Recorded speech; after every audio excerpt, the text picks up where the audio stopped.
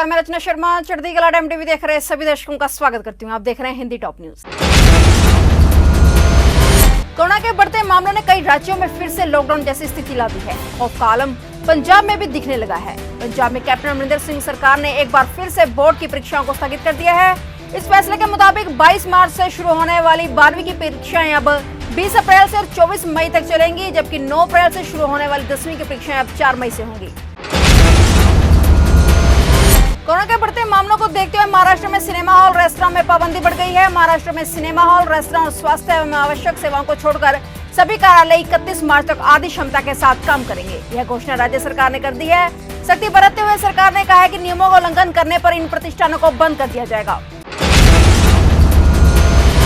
Germany, France, Italy और Spain उन देशों में शामिल हो गए हैं जिन्होंने डोज देने वालों में से कुछ भी खतरनाक ब्लड क्लॉट्स की रिपोर्ट पर एस्ट्राजेनेका के कोविड-19 वैक्सीन के उपयोग को सस्पेंड कर दिया था। हालांकि कंपनी और यूरोपीय नियामकों का कहना है कि डोज पर दोष लगाने के कोई सबूत नहीं है। वहीं WHO ने भी कोरोना वैक्सीन पर रोक न लगाने की अपील की है। कई देशों की ओर से इस पर प्रतिबंध लगा दिए जाने की वजह से यूरोपीय संघ के टीकाकरण अभियान के लिए बड़ा झटका माना जा रहा है, क्योंकि संक्रमण के बढ़ते मामलों के बीच पहले से ही इसकी कमी और अन्य समस्याओं का सामना करना पड़ रहा है।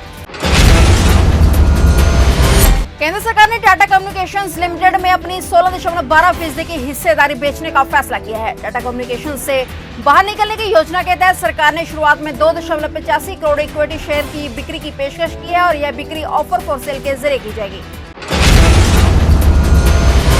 चीनी सार्वजनिक बैंकों के निजीकरण के विरोध में लाखों बैंक अधिकारी आज फिर हड़ताल पर हैं। बैंक कर्मचारियों की यह हड़ताल बीते दिन से जारी है।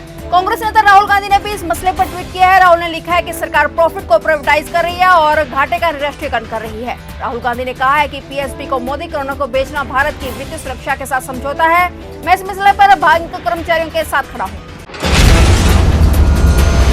प्रधानमंत्री नरेंद्र मोदी मुख्यमंत्रियों के साथ बढ़ते कोविड-19 संक्रमण के खतरे और कोरोना वैक्सीन पर वीडियो कॉन्फ्रेंसिंग के जरिए चर्चा करेंगे। प्रधानमंत्री नरेंद्र मोदी 17 मार्च को दोपहर 12:30 बजे मुख्यमंत्रियों के साथ वीडियो कॉन्फ्रेंसिंग के साथ बैठक करेंगे। और बता दें कि देश में कोरोना वायरस के मामलों में तेजी से इजाफा हो रहा है और ऐसे में पीएम मोदी की मुख्यमंत्रियों के साथ होने जा रही है बैठक बेहद अहम मानी जा रही है। भारत में 5 सालों में हथियारों के आयात में 33% की कमी आई है और इसका सर्वाधिक प्रभाव रूस पर पड़ा है। स्टॉकहोम के रक्षा थिंक टैंक सिप्री की जारी रिपोर्ट में यह जानकारी सामने आई है। इसमें कहा है कि देश की जटिल खरीद प्रक्रिया और रूसी हथियारों पर निर्भरता कम करने के प्रयास के तहत भारतीय हथियार आयात में कमी प्रतीत होती है। एक सवाल के जवाब में रक्षा राज्य मंत्री श्रीपद नायक ने कहा है कि घरेलू रक्षा उत्पादन को बढ़ावा देने के लिए 2 सालों में करीब 1 करोड़ 99 लाख रुपए की मंजूरी दी गई है। म्यांमार में जब से सेना ने सत्ता को अपने हाथ में संभाला है, हालात लगातार बेकाबू होते जा रहे हैं। इस बीच दावा किया गया कि म्यांमार से बड़ी संख्या में लोग बॉर्डर पार कर भारत की ओर रुख कर रहे हैं। फरवरी से अब तक करीब 400 से अधिक लोग भारत में आ चुके हैं, जिनमें कई पुलिस वाले भी शामिल हैं। मिजोरम जैसे राज्यों में बढ़ रही घुसपैठ की चिंता के बाद भारत की सरकार ने अब बॉर्डर पर सख्ती अपनाने को कहा है। बॉर्डर के पास सुरक्षा कर्मियों को पेट्रोलिंग बढ़ाने और हर किसी को चेक करने के निर्देश दिए गए हैं।